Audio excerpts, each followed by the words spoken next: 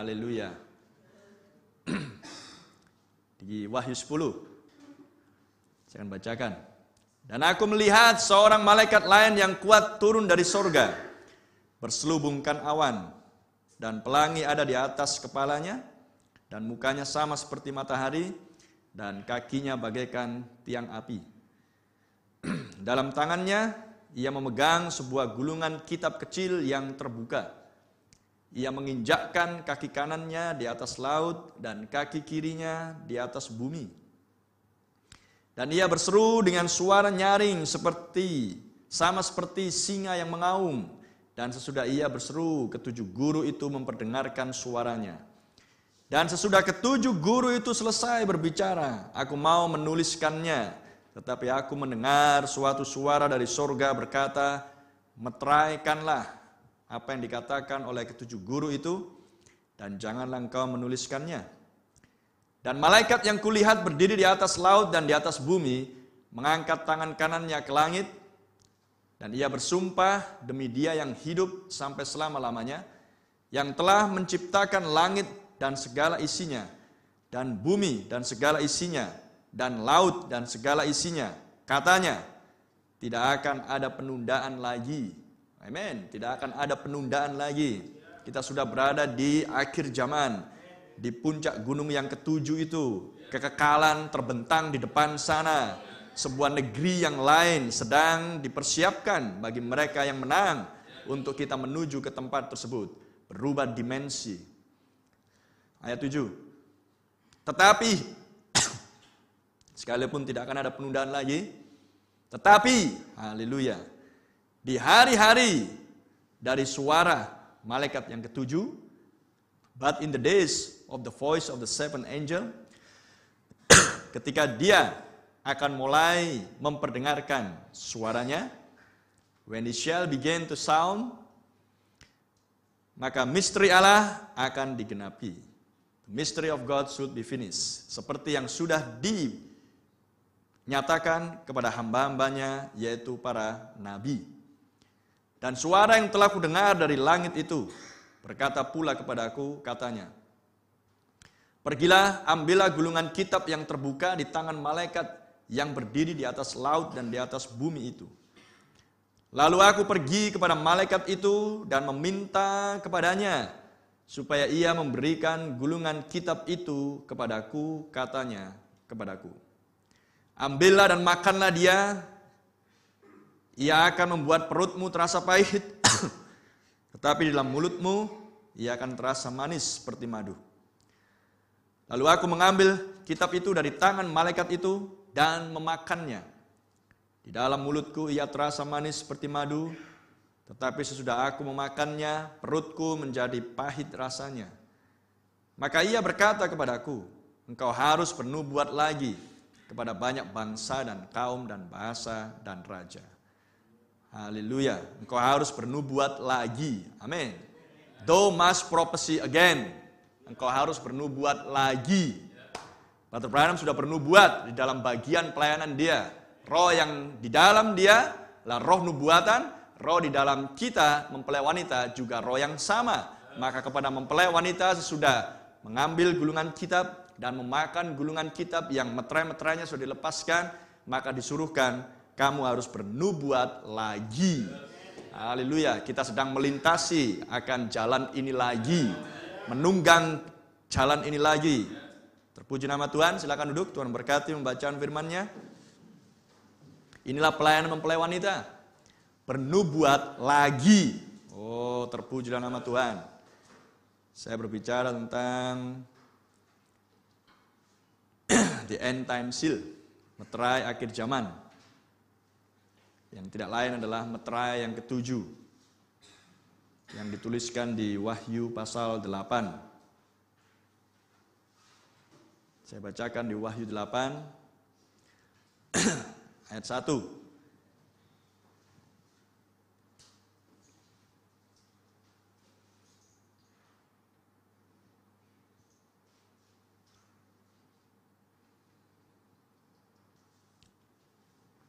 Dan ketika anak domba itu membuka meterai yang ketujuh, maka sunyi senyaplah di sorga, kira-kira setengah jam lamanya. Amin.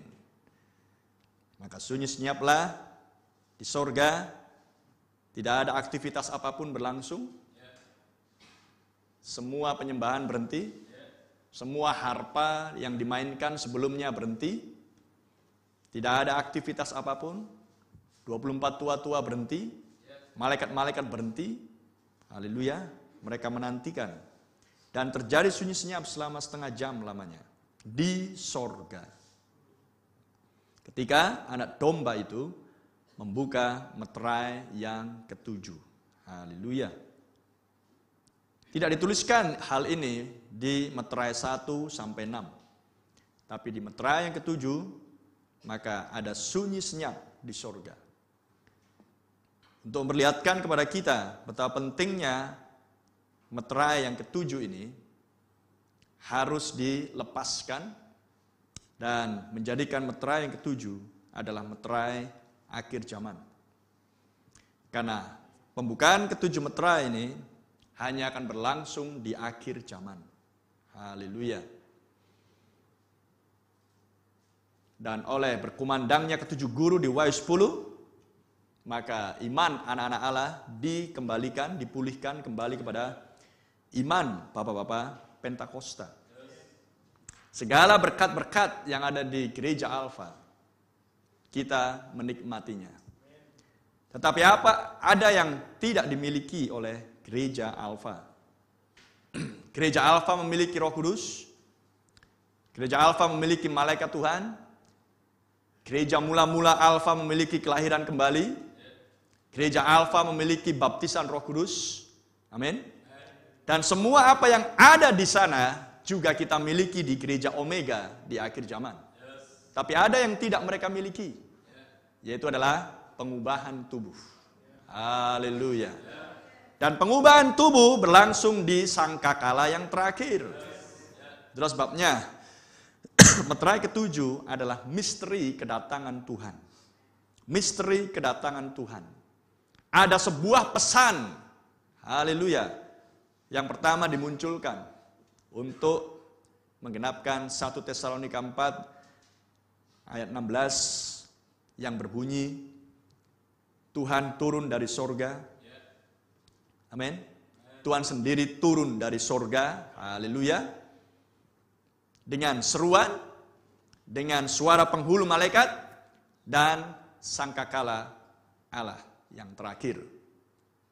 Maka yang mati dalam Kristus akan dibangkitkan terlebih dahulu, maka yang hidup akan diubahkan dalam sekejap. Itulah meterai ketujuh. 1 Tesalonika 4 ayat 16 sama dengan Wahyu pasal 10. Karena di Wahyu 10 dikatakan, seorang malaikat lain yang kuat turun dari sorga. Siapa dia? Yesus Kristus sendiri. Tuhan sendiri yang turun dari sorga di dalam bentuk simbol dituliskan di Wahyu 10. Tidak dikatakan Tuhan di sini, tapi dikatakan malaikat lain yang kuat turun dari surga. Tapi dalam penulisan Paulus di 1 Tesalonika 4, Tuhan sendiri turun dari surga. Amin. Dengan sebuah seruan, dan seruan adalah pesan itu sendiri. Pesan itulah yang akan menghimpunkan mempelai wanita di akhir zaman. Pesan itu yang memulihkan dan mengembalikan mempelai wanita kembali kepada iman bapak-bapak Pentakosta. Pesan itulah yang mengeluarkan mempelai wanita dari tradisi Pentakosta, karismatik, dari sistem dunia, atau yang disebut di Alkitab dikeluarkan dari Mesir, dikeluarkan dari Babel. Amin. Dan di Wahyu 18 ayat 4 dikatakan, keluarlah kamu dari Babel. Haleluya. Itulah pesan yang membawa kita keluar dari sistem misteri Babel di akhir zaman untuk dihimpunkan. Amin. Karena pesanlah untuk menghimpunkan. 2 Tesalonika 1 ayat 1 adalah untuk menghimpunkan sebelum Tuhan datang. Untuk menyatukan, untuk mengumpulkan semua domba-domba yang tercerai-berai, yang ada di berbagai sistem-sistem organisasi dunia, sistem dosa, amin.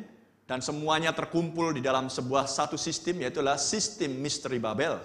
Wahyu pasal 17, nama-nama yang bersifat menghujat. Dan pesan datang untuk mengumpulkan semuanya, nama-nama itu. Dan dombaku mendengarkan suara gembalanya. Oh, terpujilah nama Tuhan. Itulah sebabnya kita dikumpulkan di seperti ini, adalah menjadi bagian dari mempelai wanita akhir zaman. Kitalah bagian dari mempelai wanita di akhir zaman.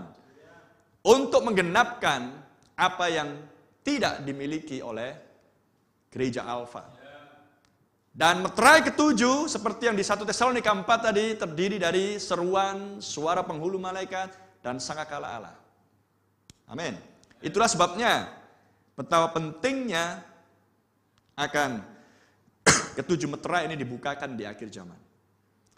Dan ketujuh meterai dituliskan di kitab Wahyu, dan kitab Wahyu adalah kitab penuaian. Dan penuaian hanya berlangsung di akhir zaman. Itulah sebabnya gereja mula-mula tidak mendapatkan penyingkapan misteri ketujuh meterai. Amin. Gereja mula-mula sempurna, perfect adanya. Roh Kudus turun di situ. Haleluya. Lidah-lidah api. Surat sertifikat turun di situ. Kepemilikan atas seluruh janji Tuhan menjadi milik gereja. Gereja sempurna adanya. Amin. Tapi mereka belum mendapatkan berkat dari penyingkapan isi kitab Wahyu itu sendiri. Karena tidak bisa dibukakan di zaman itu. Amin. Tidak bisa dibukakan di zaman itu. Hanya bisa dibukakan di akhir zaman. Oh, haleluya. Itulah sebabnya jika Anda merenungkan, tidakkah Anda spesial? Semua yang dimiliki oleh gereja mula-mula Anda miliki. Tapi ada yang tidak dimiliki oleh mereka. Dan Anda harus menggenapkannya. Oh, mulia Tuhan. Amen. Praise the Lord. Glory Jesus. Apakah murid Yohanes yang bernama Irenaeus tidak tahu kuda putih, kuda merah, kuda hitam? Dia membaca. Karena Yohanes mengumpulkan semua tulisan. Membukukannya dan menjadikannya Alkitab seperti ini. Dialah yang mengumpulkan. Sesudah dia keluar dari Patmos. Menggembalakan di Efesus. Dialah yang mengumpulkan semua tulisan-tulisan ini menjadi Bible, menjadi kitab suci kita. Dan tentunya Irenaeus pasti membaca, Polikarpus pasti membaca. Tapi apakah Polikarpus mengerti apa itu meterai 1, penunggang kuda putih? Apakah Irenaeus mengerti meterai 2, penunggang kuda merah? Apakah Irenaeus tahu Wahyu 13 itu apa? Amen. Praise the Lord. Haleluya. Tetapi pesan ketujuh guru yang di Wahyu 10 memulihkan kita kembali kepada doktrin para rasul. Terpujilah nama Tuhan. Bahkan Paulus pun tidak menerangkan apa itu kuda putih. Amin. Bahkan Yohanes pun dilarang untuk menjelaskan. Dilarang untuk menuliskan semuanya. Sehingga menempatkan ketujuh guru di Wahyu 10 tidak tertulis di Alkitab. Oh, haleluya. Tidak tertulis di Alkitab. Tetapi menurut Wahyu pasal 5, Anda bisa membaca di Wahyu 5.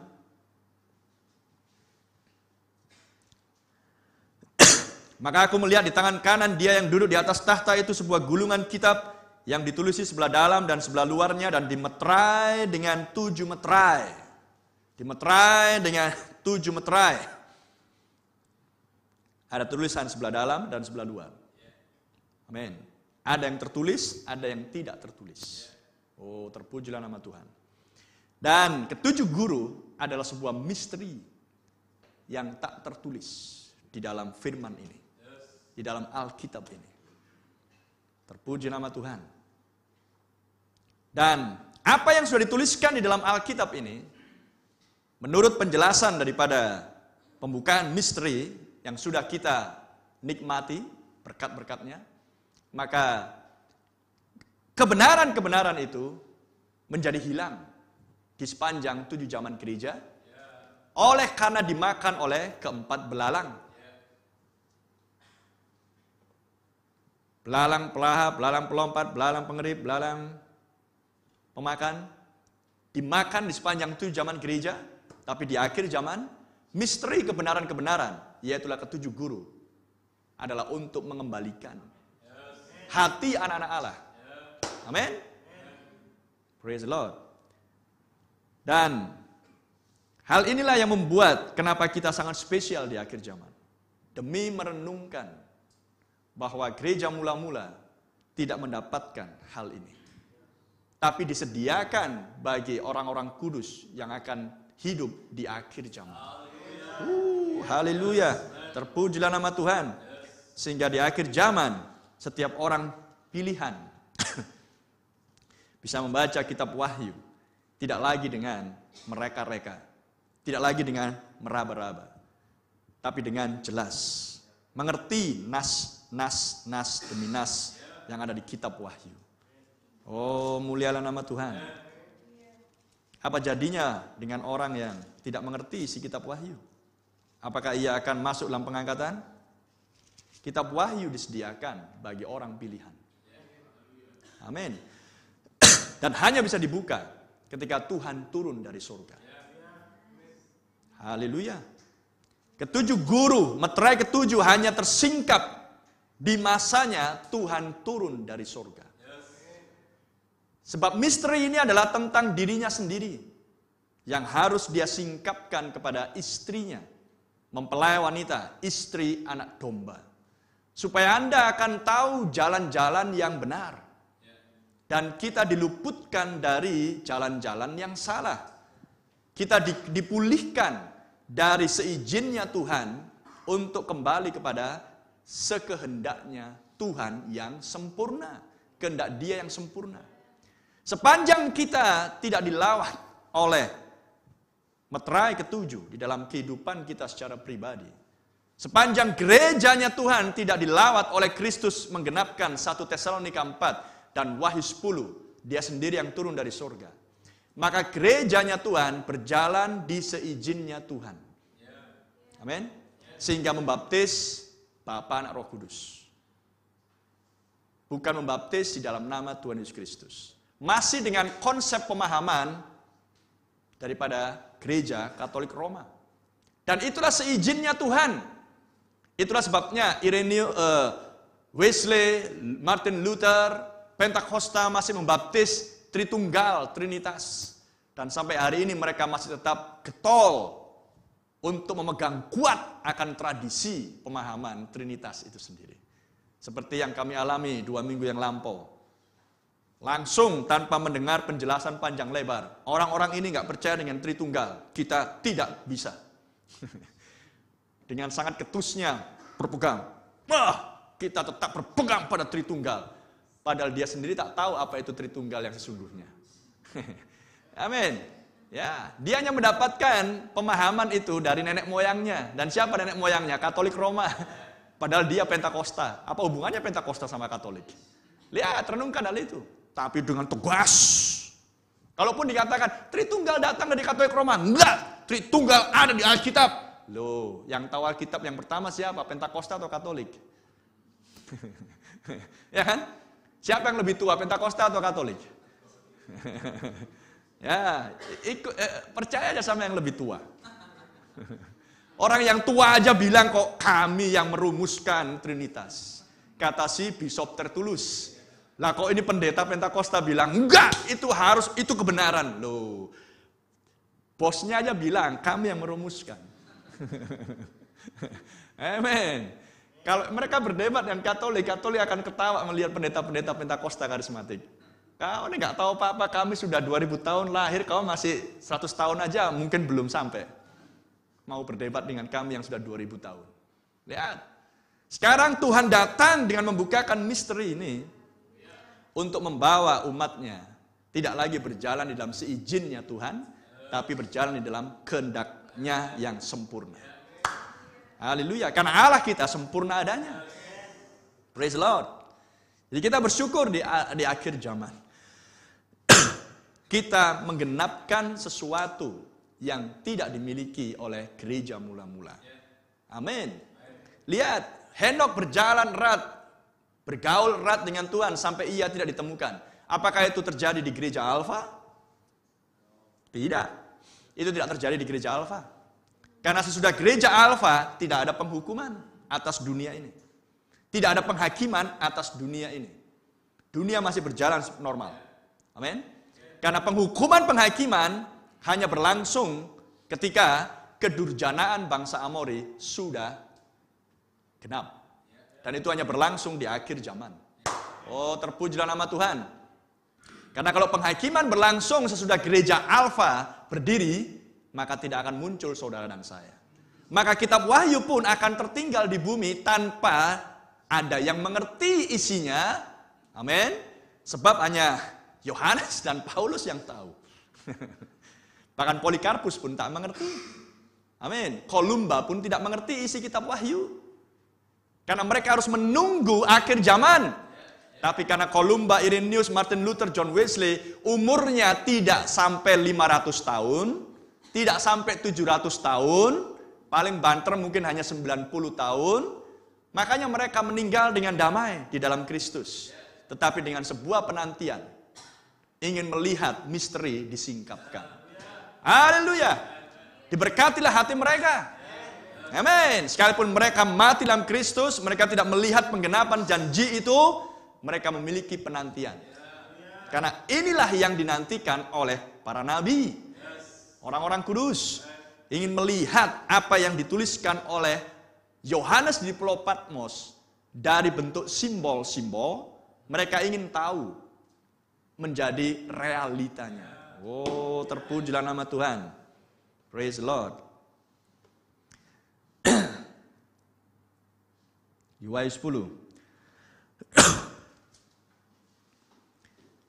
Untuk membuktikan bahwa malaikat itu adalah malaikat yang turun, yang kuat dari surga itu adalah Kristus sendiri, maka Anda bisa melihat atributnya, ciri-cirinya. Berselubungkan awan. Oke? Siapa yang diselubungi awan di dalam Alkitab? Yesus Kristus. Di Matius 17 ayat 5. Ketika ia diubahkan di Gunung Transfigurasi. Kemudian di kitab Tindakan 1, kitab Tindakan pasal 1 ayat 9 sampai 11, Yesus diselubungi oleh awan. Kemudian, dan pelangi ada di atas kepalanya. Di Kejadian 9 ayat 13, berbicara tentang perjanjian Allah atas bumi. Tuhan munculkan pelangi. Dan di Maleakhi 3 ayat 1, Tuhan adalah malaikat perjanjian. Jadi siapakah malaikat yang kuat yang turun dari surga? Selain Yesus Kristus.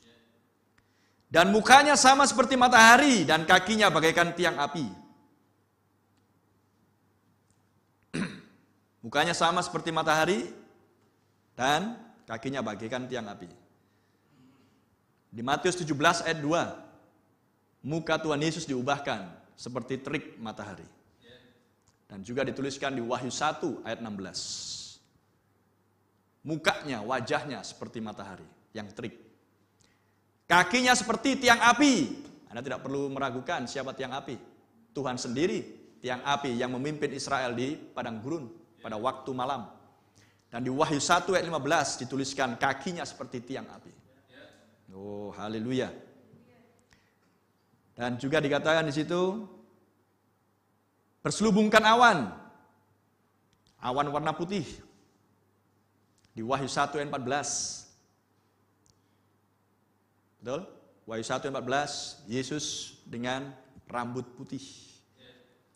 Daniel 7 ayat 9, yang lanjut usia. Siapakah dia? Tuhan sendiri. Jadi dari atribut ciri yang Tuhan tunjukkan dalam bentuk simbol kepada Yohanes di Pulau Patmos, maka tidak akan ada satu orang pun yang bisa menyangkali bahwa malaikat lain yang kuat yang turun dari surga ini tidak lain adalah Yesus Kristus, Tuhan sendiri. Turun dan di tangannya di ayat 2 sebuah gulungan kitab kecil yang terbuka. Amin. Sebuah gulungan kitab kecil yang terbuka ada di tangannya. Kembali ke 1 Tesalonika 4 ayat 16, Tuhan sendiri turun dari surga dengan seruan. Jadi apa kaitan antara gulungan kitab kecil dan seruan? Sebuah pesan. Dan yang kemudian pesan itu ditangkap oleh mempelai wanita Yohanes dengan memakan pesan itu. Simbol yang diberikan di sini memakan gulungan kitab yang terbuka. Amin. Itulah pesan. Dan ia berseru dengan suara nyaring sama seperti singa yang mengaum. Tidak ada singa yang mengaum selain Yesus Kristus. Di Amos 3 ayat 8. Siapakah yang tidak bernubuat kalau singa mengaum? Di Amos 3 ayat 8 itu. Dan sesudah ia berseru, ketujuh guru itu mendengarkan suaranya. Dan inilah pesan yang Tuhan nyatakan terkait dengan gulungan kitab yang terbuka. Adalah untuk mengeluarkan mempelai wanitanya dari tradisi Pentakosta dan menghimpunkan mempelai wanita dari berbagai suku bangsa menjadi bagian dari mempelai wanita bangsa kafir, gereja Omega di akhir zaman. Dan sesudah ketujuh guru itu selesai berbicara, aku mau menuliskannya, tetapi aku mendengar suatu suara dari surga berkata, meteraikanlah apa yang dikatakan oleh ketujuh guru itu dan janganlah engkau menuliskannya. Haleluya. Janganlah engkau menuliskannya. Kita menuju ke Wahyu 19. Kenapa dilarang menulis?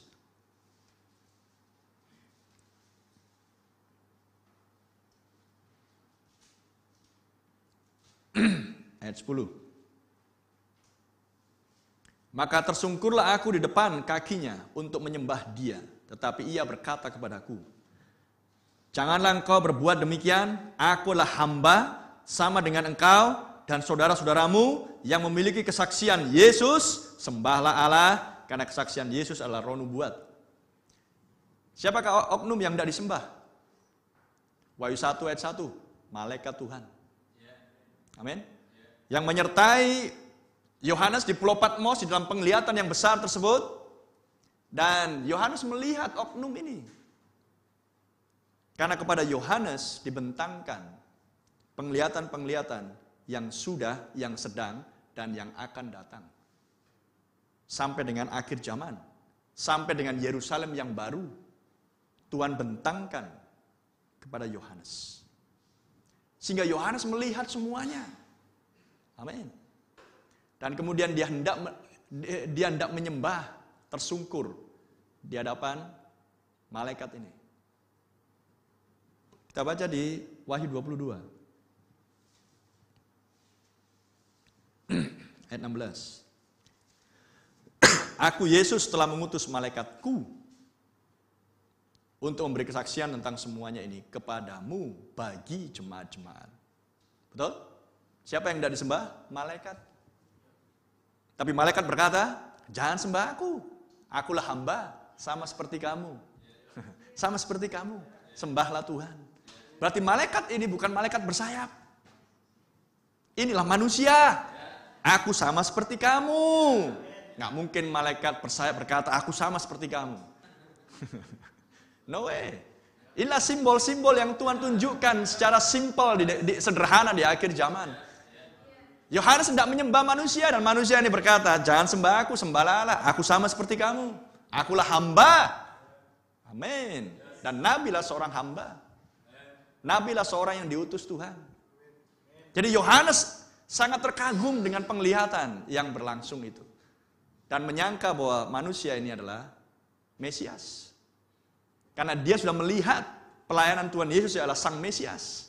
Sangat mengagumkan, sangat luar biasa. Amin. Dan dia pikir manusia ini sama dengan Mesias. Amin. Manusia ini sama dengan Yesus. No way. Jangan sembah aku, sembahlah Allah. Aku sama seperti kamu, akulah hamba. Amin. Praise the Lord. Itulah sebabnya ketika kembali ke Wahyu 10, ketika 7 guru mengumandangkan suaranya, Yohanes mendengar apa yang dikatakan 7 guru dan ia hendak menuliskan apa yang dikatakan oleh 7 guru itu. 7 suara itu. Tapi dikatakan jangan tulis. Jangan tulis. Haleluya. Karena itu tidak tertulis di Alkitab. Jangan tulis. Terus sebabnya Anda melihat pelayanan Brother Branham. Saya mau katakan, Wahyu 10 adalah poin utama. Inilah utamanya, inilah Kristus sendiri. Pesan bukan sekedar sebuah pengajaran. Pesan adalah Kristus sendiri yang turun dari sorga. 1 Tesalonika 4 ayat 16 dan Wahyu 10. Kejadian 18, Lukas 17 dan seterusnya. Inilah yang perlu diberitakan di mana-mana.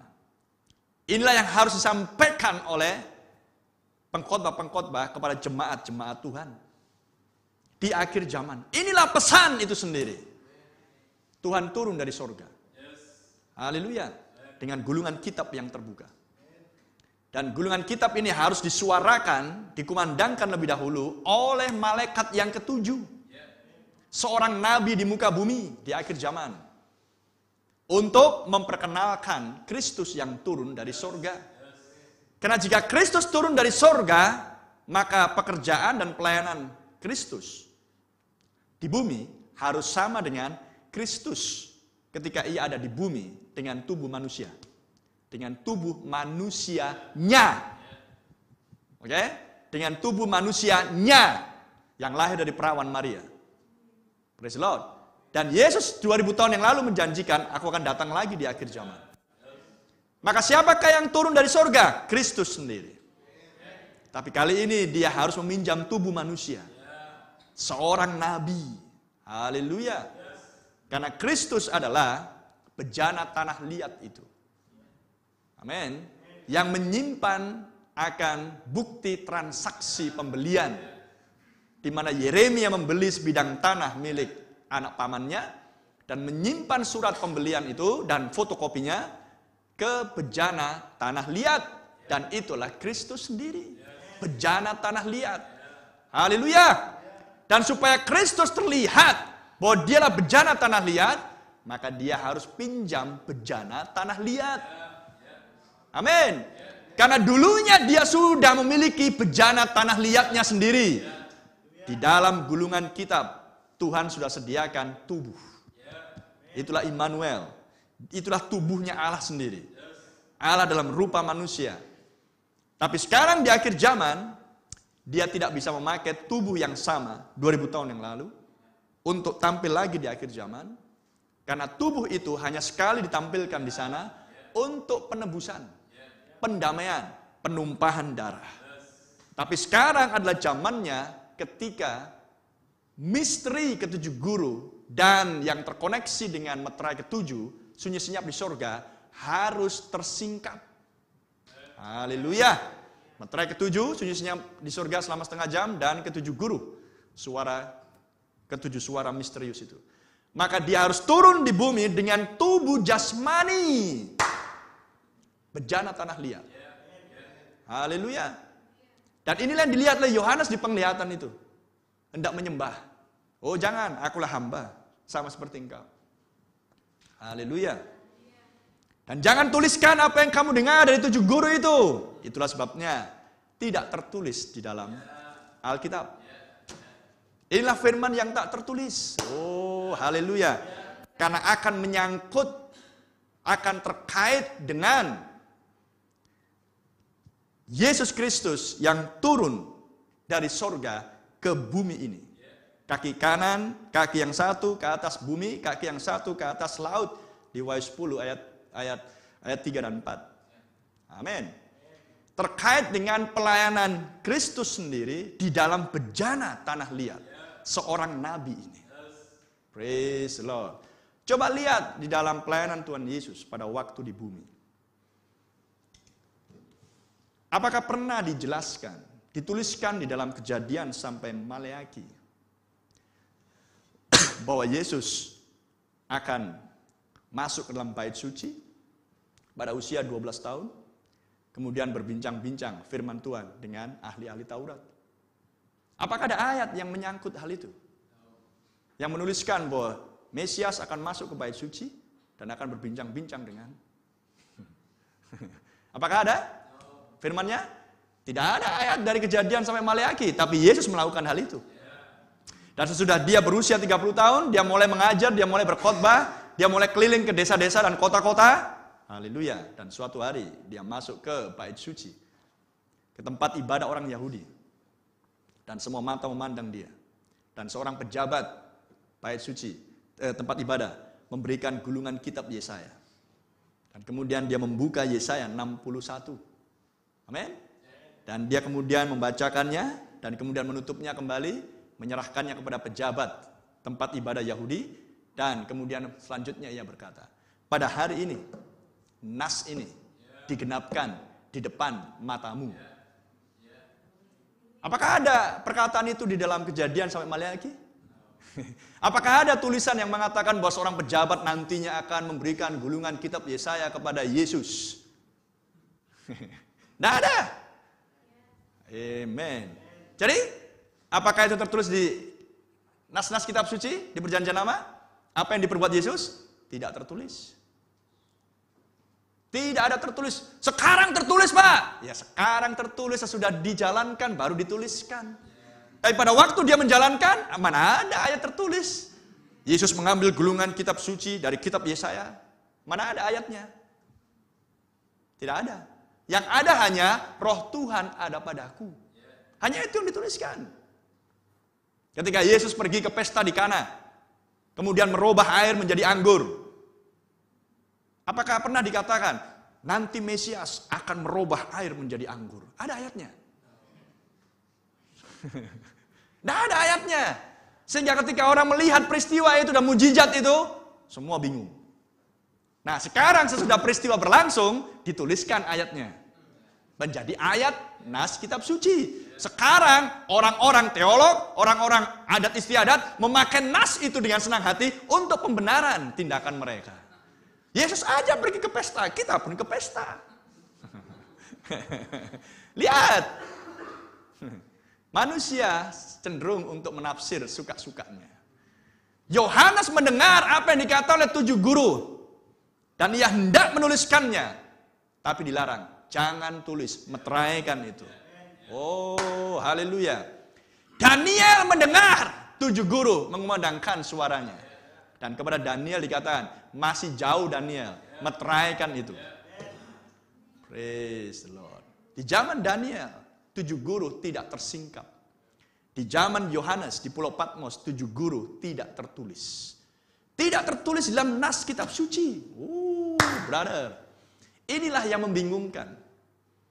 Dan sebelum 7 guru mengumandangkan suaranya untuk menyingkapkan misteri, kenapa sorga sunyi senyap selama setengah jam di meterai ke-7, maka Tuhan harus merestorasi, mengembalikan semua kebenaran yang tertulis dalam nas kitab suci, yang antara lain adalah baptisan air dalam nama Tuhan Yesus Kristus, bukan percik, bukan Tritunggal, bukan Bapa dan Roh Kudus, tapi dalam nama Tuhan Yesus Kristus, baptiso tenggelam. Kemudian dia harus mengkhotbahkan kealahan, bukan 3 pribadi, tapi 1 pribadi.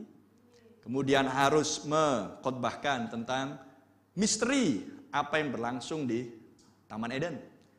Benih ular. Buah apa yang dimakan oleh perempuan itu di Taman Eden. Kemudian menerangkan tentang misteri baptisan Roh Kudus tanpa sensasi. Semuanya itu ada tertulis. Amin. Benih ular ada tertulis. Kealahan ada tertulis di Alkitab ini. Baptisan air ada tertulis. Baptisan Roh Kudus ada tertulis.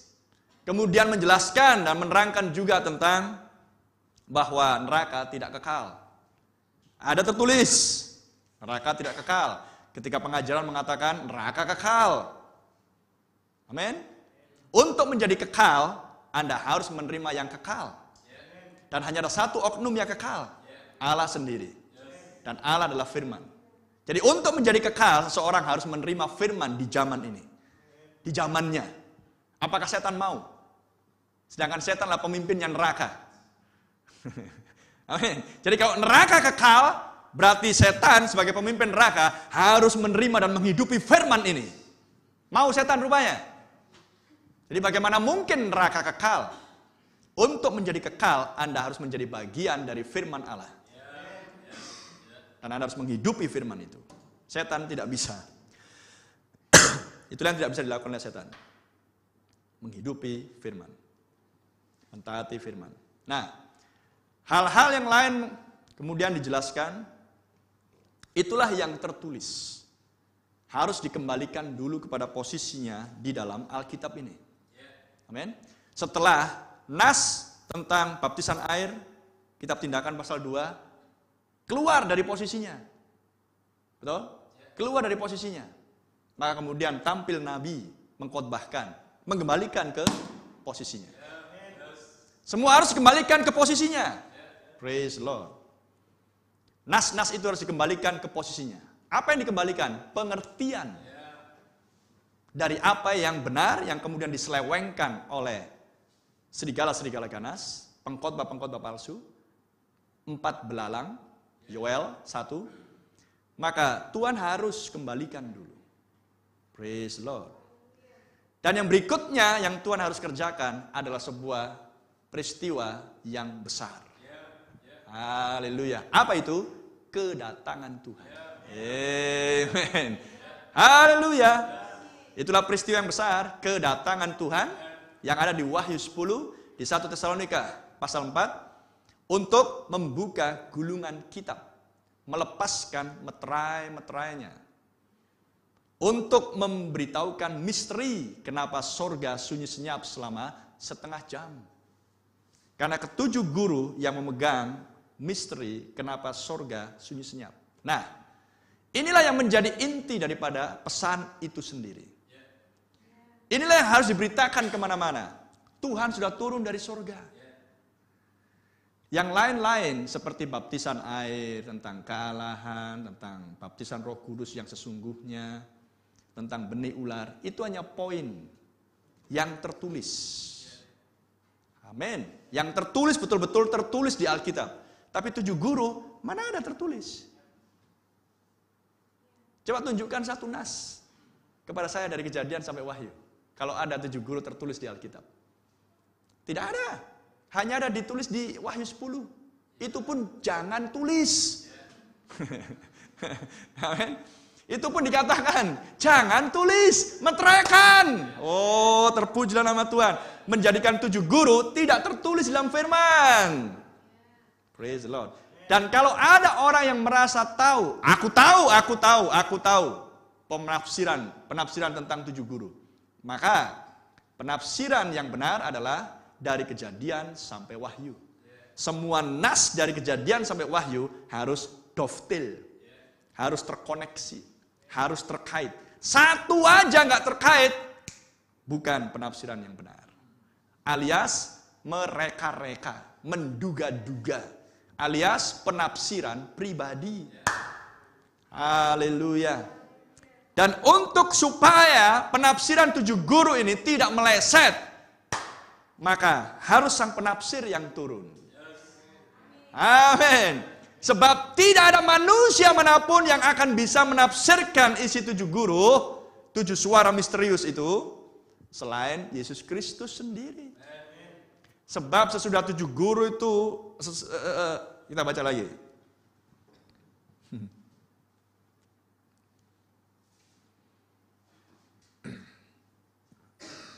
Sebab sesudah malaikat yang kuat yang turun dari surga itu turun, ia berseru dengan suara nyaring sama seperti singa yang mengaum, dan yang berikutnya 7 guru mengumandangkan suaranya. Jadi siapa yang harus menerangkan dan menafsirkan 7 guru? Malaikat itu sendiri. Dan siapa malaikat itu? Yesus Kristus sendiri. Maka dia harus turun dari sorga. Dan karena di bumi dia tidak punya tubuh yang bisa dipakai, sebab tubuhnya ada di sorga, menunggu Sampai waktunya tiba, tubuh itu akan kita lihat lagi nanti di pertemuan di udara. Maka Yesus Kristus dalam rupa roh, dia harus diam di dalam sebuah bejana tanah liat, tubuh manusia di bumi. Maka siapa yang dipakai? Seorang nabi. Praise the Lord. Dan seorang nabi adalah seorang pelihat. Itulah tanda Mesias yang menjadikan dia memiliki bukti bahwa dia adalah seorang nabi. Oh, terpujilah nama Tuhan. Haleluya. Inilah poin, inilah yang inti yang harus diberitakan di akhir zaman. Amin. Inilah inti yang harus diberitakan di akhir zaman. Tuhan sendiri turun dari surga. Itulah kemana-mana saya senang untuk memberitakan hal ini. Memang sulit bagi orang, tapi bagi domba tidak. Itulah sebabnya kita beritakan yang sulit karena hanya domba yang mampu mendengar. Amin. Tapi kalau kita beritakan baptisan air, kita sampaikan tentang benih ular. Mantap Pak ya. Baru tahu aku sekarang kalau Kain bukan anaknya Adam. Wah, berarti selama ini aku udah salah ya. Gampang itu dimengerti. Ya, baptisan agak gampang. Bahkan tanpa pewahyuan pun. Tapi ketika Anda berbicara tentang meterai ketujuh, Tuhan sendiri turun dari sorga, membukakan gulungan kitab. Oh iya ya. Manggut-manggut tapi tak ngerti. Dan saya sudah pengalaman dengan puluhan pendeta. Manggut-manggut. Iya Pak ya. Oh gitu ya. Turun dia. Iya. Karena konsep mereka tentang Yesus masih itu. Itu yang gambar ada merahnya itu. Mereka nggak mengerti tentang konsep Yesus. Yesus adalah firman. Haleluya. Jadi kalau dikatakan Tuhan sendiri turun dari sorga, firman tersingkap. Dia turun untuk menyingkapkan dirinya. Haleluya. Firman yang selama ini tersembunyi selama berabad-abad lamanya. Maka tiba waktunya seperti yang sudah dia janjikan. Firman turun. Kristus turun. Kristus Yesus. Haleluya. Sang penafsir turun. Untuk menggenapkan janjinya. Meteraikan Yohanes. Jangan tulis. Oh, terpujilah nama Tuhan. Haleluya. Dan kalau dia turun, apa yang harus apa yang ingin dia capai? Kalau dia turun, yang ingin dia capai adalah mengembalikan gereja kembali kepada posisinya. Sehingga ketika gereja kembali pada posisinya, sesudah nas-nas kitab suci, pengertian yang sebelumnya melenceng, dikembalikan lagi pada posisinya, maka gereja tinggal menikmati berkat-berkat penebusan. Amin. Gereja tinggal menikmati berkat-berkat penebusan. Lihat ketika Israel harus menuju ke tanah perjanjian. Apakah Tuhan berkata, nanti kalau sampai di tanah Israel, kamu harus usahakan begini-begini. Tidak. Di kitab Ulangan sudah dijanjikan, aku akan membawa engkau ke negeri di mana kamu tidak akan perlu lagi membuat irigasi di sana. Aku akan sediakan hujan dari awal musim sampai dengan akhir musim. Sebuah negeri yang kamu tidak perlu membuat dam. Amin. Membuat bendungan untuk membuat irigasi supaya panenmu tidak gagal. No way. Tapi sebuah negeri yang tanpa campur tangan manusia. Aku pemeliharamu. Tuhan sudah sediakan semuanya. Amen. Haleluya. Yang perlu Israel lakukan adalah usir semua bangsa-bangsa asing di negeri tanah Kanaan. Yang perlu Anda lakukan adalah singkirkan semua berhala-berhalamu. Amin. Karena Tuhan sudah sediakan nas-nas kitab suci untuk Anda makan. Karena semuanya sudah berada pada posisinya. Haleluya. Malaikat ketujuh datang untuk merestorasi apa yang hilang. Tuhan datang untuk menyatukan dirinya dan gerejanya. Kristus kepala dan tubuhnya harus menyatu lagi. Itu sebabnya dia menyimpan misteri 7 guru sampai dengan akhir zaman. Sunyi senyap di surga ketika anak domba membuka meterai yang ke-7. Amen. Praise the Lord. Terpujilah nama Tuhan. Saya akan bacakan beberapa kutipan Brother Branham dari khotbah meterai ke-7. Itu tidak tertulis di dalam firman. itu menjadikan total sebuah rahasia. It's a total secret. Paragraf 253. Paragraf 304. Kita berada di akhir zaman.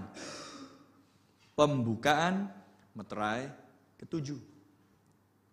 Itu sebabnya meterai ketujuh adalah meterai akhir zaman. The end time seal. Paragraf 336.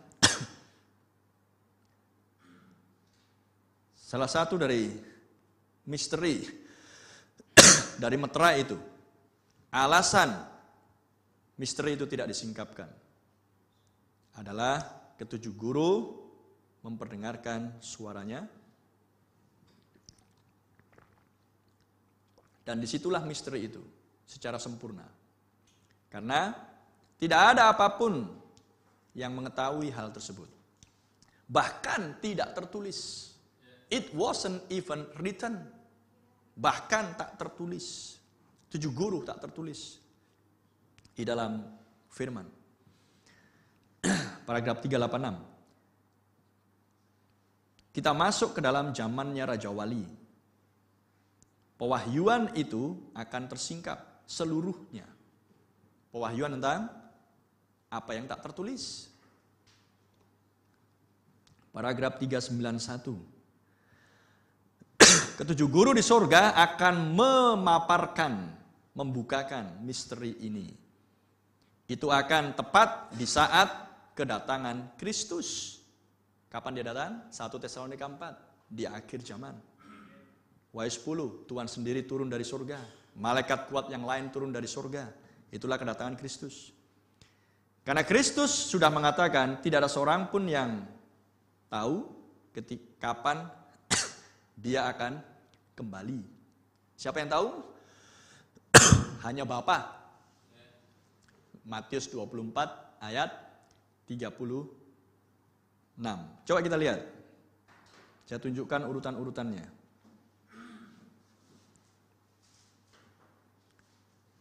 Sekedar mengulang.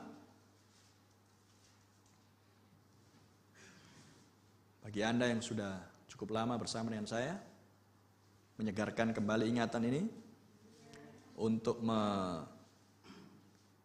mengaduk-aduk lagi semua memori supaya Anda disegarkan lagi. Bagi Anda yang setengah mengerti, ini waktunya untuk mengerti. Bagi Anda yang baru, ini waktunya untuk mendengar apa yang selama ini tidak pernah didengar. Matius 24 ayat 29. Segera sesudah siksaan itu, segera sesudah tribulasi itu, segera sesudah sangkakala ke-6 berakhir, atau segera sesudah perang dunia kedua selesai.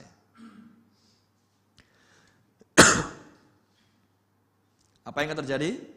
Ayat 32. Karena dari ayat 29 sampai 31 menerangkan peristiwa sesudah perang dunia kedua selesai sampai dengan ayat 31 menerangkan sebuah peristiwa kejadian yang akan datang. Tetapi di ayat 32 adalah menerangkan peristiwa yang harus terjadi sesudah perang dunia kedua selesai. Ayat 32, sekarang pelajarilah perumpamaan tentang pohon ara. Apabila ranting-rantingnya melembut dan mulai bertunas, kamu tahu bahwa musim panas sudah dekat. Pohon ara adalah Israel. Amin. Hosea 9 ayat 10. Kemudian dikatakan musim panas sudah dekat. Musim panas saya tunjukkan di Daniel 2 ayat 35, Yeremia 8 ayat 20. Kemudian di Matius 13 ayat 39, musim panas adalah penuaian. Dan penuaian adalah akhir zaman. Anda lihat di Rut 1 ayat 22. Rut 1 ayat 22. Naomi dan Rut kembali ke Bethlehem di permulaan musim menuai jelai. Berbicara tentang akhir zaman. Jadi ayat 32 Genap tahun 1948. Ketika orang Yahudi kembali dari tercerai-berai dari seluruh dunia dan dipaksa pulang kembali oleh kekuatan nasional, kembali ke Palestina dan mendirikan negara Israel sampai dengan hari ini. Apakah ada tertulis 1948? Amin. No way, tidak ada. Demikian juga ayat 33. Jika kamu melihat semuanya ini, ketahuilah bahwa waktunya sudah dekat. Sudah di ambang pintu. Sudah dekat dengan kedatangan Tuhan. Karena musim panas adalah akhir zaman. Musim panas di kitab Rut adalah pertemuan antara Rut dan Boas. Boas adalah Kristus penebus. Rut adalah mempelai wanita, bangsa kafir. Haleluya. Itu sebabnya Wahyu 10, berkumandangnya 7 guru. Wahyu 8, meterai ke-7, sunyi senyap selama setengah jam di surga. Keduanya terkait, adalah terkait dengan sesudah perang dunia kedua selesai, maka peristiwa yang mengikuti, Israel kembali ke Palestina menjadi negara yang berdaulat, diakui PBB 1948, pohon ara sudah bertunas, maka yang berikutnya tampil penebus untuk menyatu dengan Rut, mempelai wanita bangsa kafir. Siapakah penebus selain Yesus Kristus? Jadi penebus harus turun dari surga. Oh, haleluya. Pandanglah ke atas, angkat wajahmu, Lukas 21. Penebusanmu sudah dekat. Jadi penebus harus turun dari surga. Siapa penebus kita? Tuhan sendiri. Turun dari surga dengan gulungan kitab yang terbuka di tangannya di Wahyu 10. Itulah kitab penebusan. Untuk apa? Mencurahkan hujan berkat-berkat penebusan kepada saya dan saudara. Kepada mempelai wanitanya. Aku akan memulihkan. Dan kalau ketujuh guru mengumandangkan suaranya, praise Lord, maka itu akan memulihkan hati anak-anak Allah kembali kepada iman pengajaran bapak-bapak Pentakosta Gereja Alfa. Haleluya. Praise the Lord. Dan itulah bagian dari penebusan itu sendiri. Itu bagian dari restorasi pemulihan itu sendiri. Tetapi kedatangan Tuhan dari surga, turunnya Tuhan dari surga dengan 3 hal. Seruan, pesan, 7 guru. Kemudian suara penghulu malaikat, pelayanan mempelai wanita, suara kebangkitan, dan sangkakala Allah yang terakhir. Dan kita sedang menunggu restorasi yang penuh. Kita sedang menunggu penebusan yang penuh. Ketika tubuh ini diubahkan. Haleluya. Itulah yang tidak dimiliki oleh Gereja Alfa. Pengubahan tubuh. Amin. Spiritual, rohani kita harus dipulihkan untuk menerima baptisan Roh Kudus. Untuk menerima kelahiran kembali. Untuk menerima pengadopsian spiritualmu. Itulah sebabnya adopsi dikhotbahkan sebelum tahun 1963. Amin. Benih ular dikhotbahkan sebelum tahun 1963. Kemudian kealahan dikhotbahkan sebelum tahun 1963.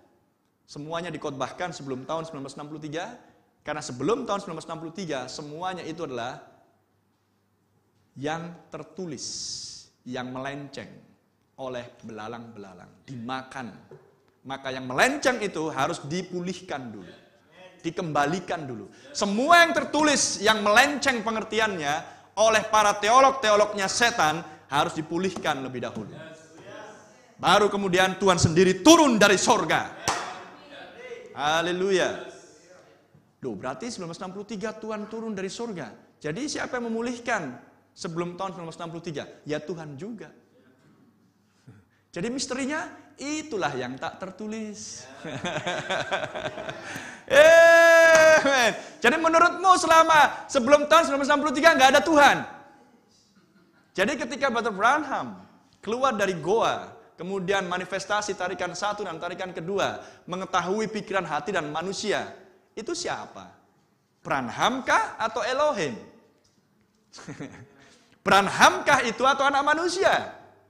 Branhamkah itu atau Tuhan sendiri? Tuhan. Praise the Lord. Bukan Branham. Branham hanya seorang manusia yang dikaruniai sebagai seorang nabi. Tapi untuk mengetahui pikiran dan hati manusia, hanya Tuhan yang tahu. Ibu namanya ini, ibu sakit ini. Haleluya. Bapak datang ke sini, Bapak nggak sakit, tapi Bapak ingin mendoakan untuk anakmu yang di rumah. Alamatmu di sana. Bapak dari kota ini. Amin. Oh, ibu sakit, sakitmu adalah diabetes. Haleluya. Siapa yang memberitahu semuanya? Bukan dokter, bukan siapapun, di hadapan ribuan manusia. Tuhan yang mengetahui pikiran dan hati manusia. Dan itu sudah dimanifestasikan tidak lama sesudah Perang Dunia Kedua berakhir. Amin. Sehingga ketika Yohanes di Pulau Patmos hendak menuliskan apa yang dikatakan oleh 7 guru, jangan tulis Yohanes, meteraikan itu. Karena itu akan menyangkut sebuah kehidupan untuk penyingkapan misteri.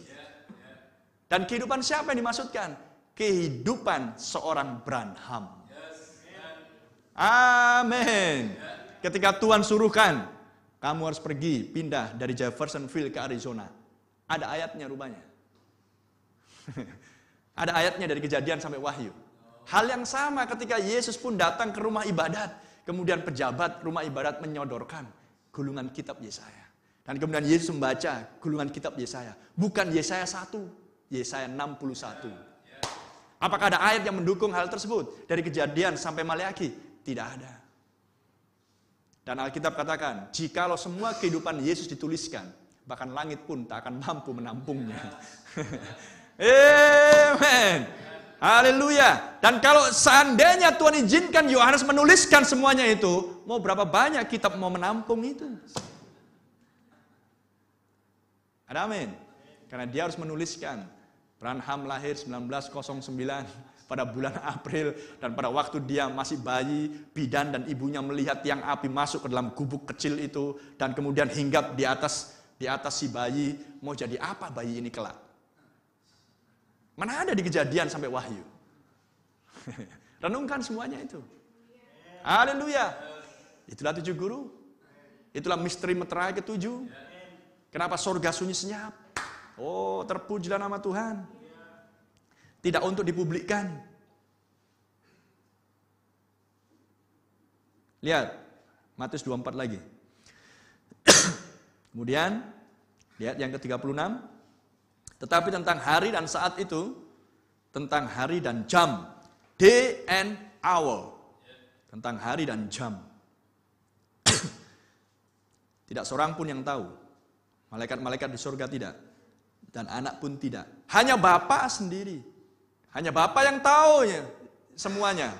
Siapakah Bapanya Yesus? Roh Kudus, karena dialah yang menaungi perawan Maria, dan perawan itu mengandung.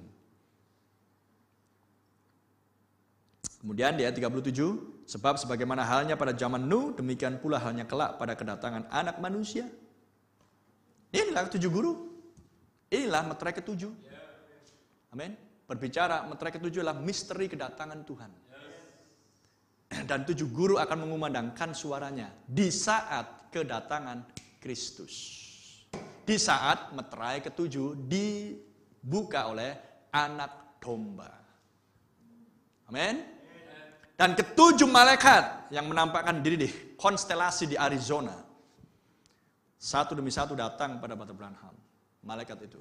Yang tidak lainlah Roh Kudus sendiri. Dan keluar dari mulut William Branham. 7 guru. Haleluya. Ke-7 guru memandangkan suaranya. Praise the Lord. Itulah pesan yang menghimpunkan mempelai wanita. Itulah pesan yang mengeluarkan mempelai wanita. Itulah pesan yang menyatukan kita sebagai saudara dan saudari di dalam Kristus, di dalam pembasuhan oleh darah anak domba. Terpujilah nama Tuhan. Haleluya. Inilah hal yang tidak boleh dituliskan oleh Yohanes. Jadi beritakanlah pesan ini. Ini yang perlu kita hidupi. Amin. Dan ketika 7 guru mengumandangkan suaranya, meterai ke-7 tersingkap Praise the Lord. Maka Anda dibuat mengerti, oh baptisan itu seperti ini. Baptisan yang benar. Oh dandanan pria dan wanita seperti ini. Oh Kain bukan anaknya Adam, tapi anak si ular. Oh ternyata Tuhan bukan 3, tapi satu pribadi dengan 3 jabatan dia yang utama. Bapa, Anak, Roh Kudus. Bukan 3 pribadi, 3 oknum. Itulah pengajaran politeisme, penyembahan berhala. Amin. Oh neraka ternyata tidak kekal. Oh amin. Oh baptisan Roh Kudus yang sesungguhnya adalah Anda memiliki pengertian yang jelas akan misteri yang tersingkap. Anda menerima utusan Tuhan dan pesannya bagi zaman Anda. Itulah baptisan Roh Kudus. Amin. Praise the Lord. Dan Roh Kudus memenuhi Anda. Oh, thank you Jesus. Sehingga misteri ini sangat besar di akhir zaman. Sehingga kemudian muncullah peristiwa besar. Awan misterius tampil 28 Februari 1963. Haleluya. Di mana tertulis di Kejadian sampai Wahyu? Tanggal 28 Februari 63 akan muncul awan misterius. Ada ayatnya. Itulah yang tak tertulis. Amin. Dan tandanya kamu Branham akan pindah dari rumahmu di Jeffersonville menuju ke Arizona. Tandanya adalah kalau ada bulldozer membuldoser pagar rumahmu. Dan ketika bulldozer datang di hari yang telah ditetapkan Tuhan, membuldoser pagarnya rumah Brother Branham langsung bilang sama istrinya Sister Meda, waktunya kita pindah. Ada ayat firman Tuhan dari Kejadian sampai Wahyu, bulldozer akan membuldoser rumah William Branham. Itulah 7 guru yang tak tertulis. Oh brother, banyak hal. Apakah ada tertulis di atas kitab suci? 7 malaikat menampakkan diri di gunung Sunset Mountain di Arizona. Ada ayatnya? Tidak ada. Tapi untuk apa itu ditunjukkan? Dan apakah benar peristiwa itu datang dari Tuhan? Dan apakah itu terkait dengan 7 guru? Dan apakah itu terkait dengan pembukaan meterai ke-7? Lah iya. Apa buktinya? Ini ada nabi. Seorang nabi yang sudah dari sejak Perang Dunia Kedua selesai, dengan tarikan 1 dan 2 membuktikan bahwa Tuhan di sini. Haleluya. Bahwa Tuhan di sini. Ada amin?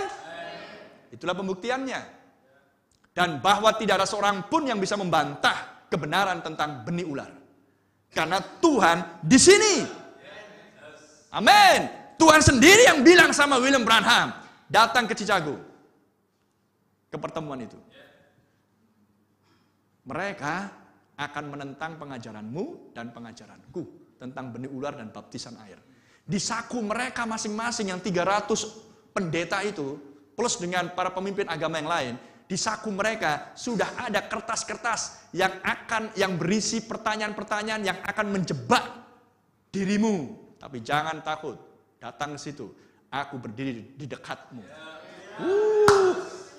Dan sebelum peristiwa berlangsung, Tuhan kasih tahu semua penglihatan kepada panitia tersebut. Maka panitia pun gini aja. Hari H tiba, panitianya begini. Lihat fotonya. Dan mereka hanya bilang, saya serahkan waktu kepada Brother Branham untuk berbicara. Tapi panitia sudah memberitahukan semua penglihatan itu kepada hadirin. Maka ketika William Branham berdiri, siapa yang bisa menyanggah pengajaran saya tentang benih ular dan baptisan air? Silahkan bawa Alkitab Anda, berdiri di sini. Tunggu, gak ada yang berani bergerak. Kalau Anda gak berani, pulang aja lah.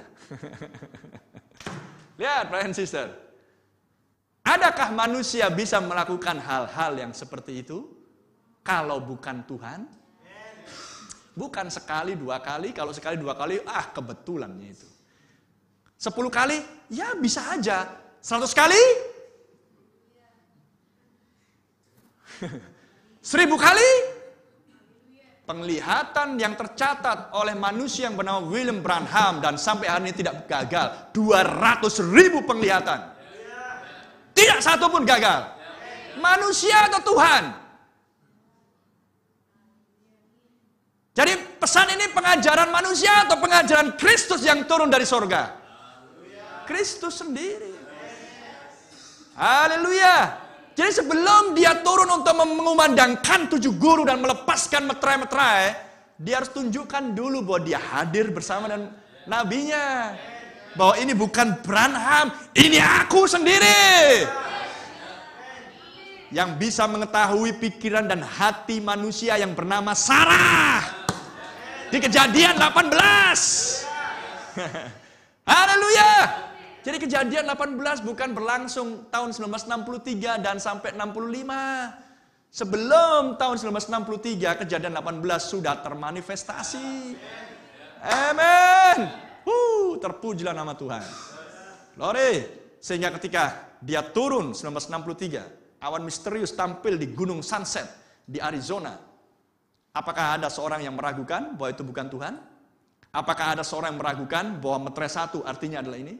Ketika keluar dari mulut Branham, ketika dia berkhotbah, inilah pewahyuan saya tentang kuda putih. Ini pewahyuan saya tentang kuda merah. Ini. Apa yang perlu diragukan? Lalu selama tahun 1946 sampai 1963, Tuhan sendiri yang menyertai dia. Berapa tahun itu? 63 kurangi 46. 30 tahun. Kurang ya? Ya, 13 tahun ya. 17 tahun. Bener lah. Jangan sampai saya salah menghitung nanti di hadapan umum publik, malu saya salah. Saya minta tolong Anda menghitung. 17? Ya, 17 tahun. 17 tahun siapa yang menyertai? Itu kalau kita hitung dari 46 sampai 63. Gimana kalau saya hitung dari tahun 33 sampai 46? Gimana kalau saya hitung dari tahun 1909 sampai 1933? Oh, brother. 56 tahun manusia yang bernama Branham ada di bumi. Tuhan terus menyertai dia dari sejak dia lahir. Sama seperti Yeremia, dari sejak kandungan ibumu, aku sudah menempatkan engkau, menjadikan engkau sebagai seorang nabi. Kamu akan berkhotbah kepada bangsa-bangsa, kamu akan membangun, kamu akan merobohkan, kamu akan menanam, kamu akan mencabutnya. Amin. Tuhan sendiri yang menetapkan Branham. Haleluya, haleluya. Dan karunia itu dimanifestasikan bahkan sebelum 7 guru mengumandangkan suaranya. Meterai ke-7 tersingkap. Supaya apa? Supaya ini jelas. Kalau ada orang membantah bahwa Kain bukan anak Adam, misteri tentang benih ular, no problem, tunjukkan aja. William Branham bisa mengetahui pikiran dan hati manusia. Menurutmu manusia atau bukan itu? Oh, itu Tuhan. Jadi kalau itu Tuhan, ketika William Branham berkhotbah, Adam bukan anak Kain, itu manusia atau Tuhan? Ya menurut saya nggak begitu. Berarti Anda sama seperti mengulang sejarah ketika orang-orang Farisi bertanya kepada Yesus. Ya kan? Kemudian Yesus membalikkan pertanyaan. Menurutmu Yohanes datang dari siapa? Menurutmu Yohanes datang dari siapa? Orang Farisi berpikir, kalau ku jawab datang dari Tuhan, berabe ini semua orang percaya. Kalau ku jawab Yohanes bukan datang dari Tuhan, berabe kita. Masalah kita dilempari orang kita nanti. Karena semua orang yang ada di sini percaya bahwa Yohanes Baptis adalah seorang nabi. Amin. Yesus tahu apa yang di dalam pikiran Farisi dan Saduki. Modern di zaman ini. Sejarah mengulang dirinya sendiri. Spirit yang sama ada di sini. Amin.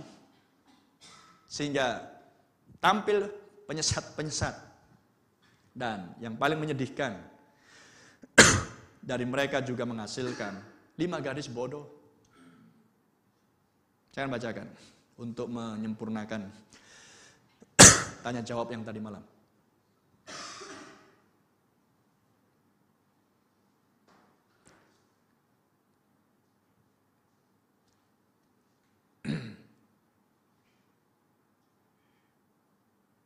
Di khotbah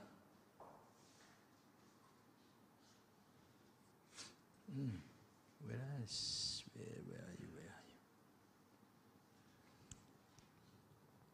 Di khotbah meterai ke-7 juga Kata Branham menyampaikan ini. 5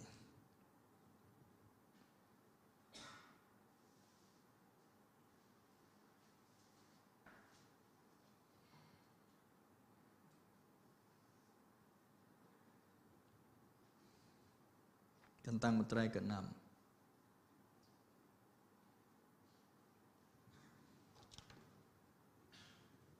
Ya.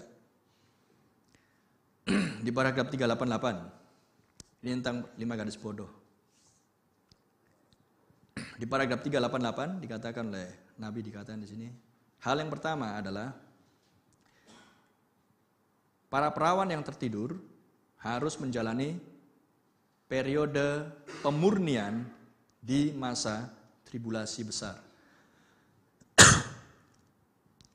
Perawan yang tidur adalah 5 gadis bodoh. 5 gadis bodoh ini harus dimurnikan dari dosa-dosanya, dari ketidakpercayaan, dan menolak pesan. Jadi 5 gadis bodoh juga tergolong yang menolak pesan. Dia dimurnikan di periode tribulasi. 5 gadis bodoh bukan mempelai wanita. Cukup jelas, saya tambahkan informasi ini untuk saudara. Dan dikatakan di sini, ini adalah gereja. Orang-orang yang murni, yang tidak memiliki kesempatan mungkin, tidak punya kesempatan mungkin untuk menerima pesan. Berarti denominasi. Ya enggak? Organisasi. Pesanlah 7 guru, meterai ke-7 lah pesan itu sendiri. Atau dengan suatu cara mereka dibutakan oleh nabi-nabi palsu ini. Matius 24:24. Mereka tidak memperoleh kesempatan, namun demikian mereka benar-benar sungguh-sungguh di dalam hatinya. Dan Allah tahu hati mereka. Dan di sini mereka dimurnikan di masa tribulasi. Amin. Bisa nangkap? Mereka tidak punya kesempatan, mereka berada di bawah para penyesat, pengkhotbah yang palsu.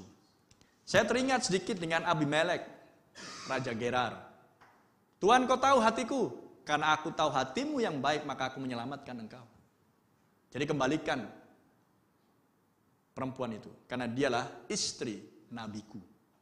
Saya tidak katakan Abimelek 5 gadis bodoh. Saya hanya teringat, Tuhan pun menghormati hati yang sungguh-sungguh. Walaupun mungkin gak punya kesempatan untuk bisa mendengar pesan ini, atau berada di bawah pengajar-pengajar palsu, atau nabi-nabi palsu. Mungkin ini adalah orang-orang organisasi denominasi. Karena mereka gak pernah mendengar pesan. Betul? Tetapi menolak pesan. Ketidakpercayaan. Dan para pengajar yang palsu ini pasti sudah mendengar pesan, tapi tidak diteruskan kepada jemaat. Lantas gimana dengan yang di kalangan pesan? Nah, itulah yang tadi malam hubungkan dengan yang ini, Anda akan mendapatkan pengertian yang lebih lagi. Sekarang kembali ke 7 guru itu. Di zamannya Raja Wali, pewahyuan itu tersingkap seluruhnya. Bicara Raja Wali, bicara Nabi, bicara Wahyu 10 ayat 1-7, bicara malaikat yang ke-7, bicara Branham. Di zaman Raja Wali, 7 guru tersingkap. Betul? Sehingga 7 guru dan meterai ke-7 terkoneksi dengan kehidupan si Raja Wali. Terkoneksi dengan kehidupan Branham dalam hal ini. Itulah makanya jangan tulis. Dan kepada Daniel, meteraikan kitab itu Daniel. Masih jauh. Oh, haleluya.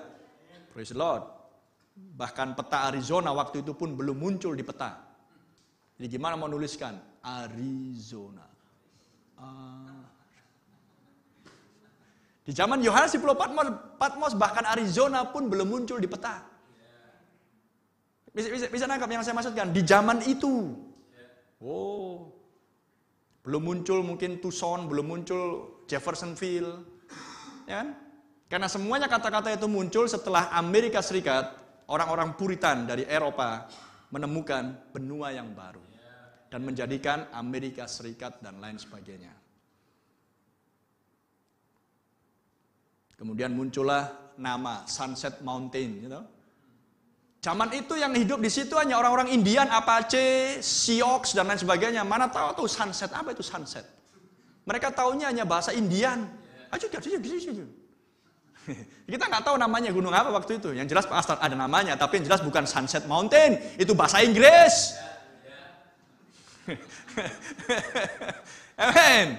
Praise Lord. Dan sampai hari ini namanya tetap Sunset Mountain.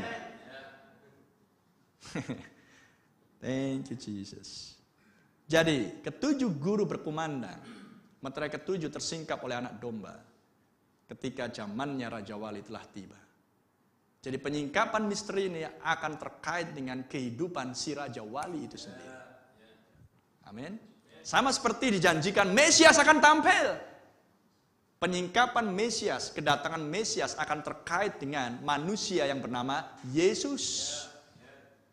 Jadi kehidupan Yesus adalah penampakan kedatangan Mesias itu sendiri. Haleluya. Mesias adalah janji, betul? Mesias adalah janji, akan tampil Mesias untuk membebaskan Israel 2000 tahun yang lalu. Itu janji di dalam firman Tuhan tertulis. Tapi Yesus tak tertulis. Bahkan kata Yesus pun tak tertulis. Think of it, renungkan hal itu. Dan pendahulu Yesus yang bernama Yohanes Pembaptis pun tak tertulis. Haleluya. Amin. Jadi pelayanan anak manusia 2000 tahun yang lalu harus terulang lagi di akhir zaman. Tapi sekarang nama yang dipakai adalah Branham. Baik itu Yohanes Pembaptis, Branham. Baik itu Yesus, Branham. Tapi siapa di dalam Branham? Malaikat yang turun dari surga. Berselubungkan awan. Pelangi melingkupi. Wajahnya seperti matahari, terik. Kakinya seperti tiang api. Apakah Branham kakinya kayak tiang api? Apakah Branham wajahnya kayak terik matahari? Lari kita. Monster itu namanya. No way. Itulah Kristus sendiri. Di balik kulit William Branham. Jadi ketujuh guru jangan tuliskan. Meteraikan itu. Meterai ketujuh sunyi senyap di surga. Terkait dengan pelayanan dan kehidupan William Marion Branham. Di muka bumi sebagai manusia biasa. Seorang hamba Tuhan. Seorang pengkhotbah. Seorang nabi. Haleluya. Terpuji nama Tuhan. Dan kemudian setelah Branham tiada. Di zaman Raja Wali, dialah Raja Walinya. Tapi saudara dan saya, untuk menutup, kitalah anak-anak Raja Wali. Yang terlahir di zaman Raja Wali. Dan kepada anak-anak Raja Wali, makan gulungan kitab ini. Amin. Sehingga misteri 7 guru sekarang di dalam Anda. Adalah suara yang meneruskan 7 guru tersebut. Penubuatlah lagi. Makanya kenapa sering susah orang mengerti tentang meterai ketujuh. Karena orang berusaha untuk menangkap khotbah kutipan Brother Branham tentang meterai ketujuh dan 7 guru. Tapi nggak mau menerima oknumnya. Sama seperti denominasi Pentakosta. Amin. Tidak mau menerima oknumnya Branham. Tapi senang mendengarkan khotbah Branham. Apalagi kalau mujizat dan tanda heran. Hal yang sama terulang lagi di akhir zaman. Yes sir. Denominasi para pendeta nggak mau menerima. Amin. Praise the Lord. Karena 7 guru, meterai ketujuh, bernubuat lagi terkait dengan oknum manusianya. Dan Anda dan saya, kalau mau dituliskan, anggota-anggota mempelai wanita, mau dituliskan satu-satu, mau buku mana akan menampung. Tapi tunggu kelak di sana. Kita akan bercerita satu dengan yang lain. Bagaimana pengalamanmu mendengar suara itu. Amen. Oh, terpujilah nama Tuhan. Haleluya. Haleluya.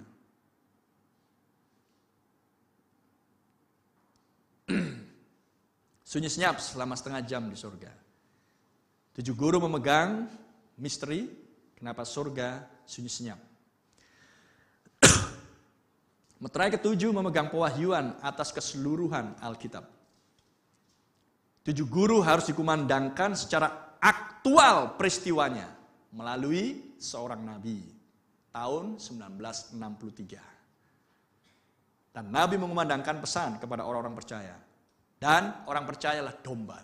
Dombaku mengenal suara gembalanya. Praise the Lord. Lihat, Perang Dunia Kedua selesai, pohon ara bertunas, Israel menjadi negara yang berdaulat, 1948. Kemudian yang berikutnya, antara Perang Dunia Kedua dan Perang Dunia Ketiga, mempelai wanita tampil karena penebus sudah turun dari surga. Dengan gulungan kitab yang terbuka, meterai-meterainya sudah dilepaskan melalui seorang nabi di akhir zaman. Dan sekarang tampil orang-orang percaya di akhir zaman. Mempelai wanita Yesus Kristus. Mari kita bangkit berdiri. Haleluya.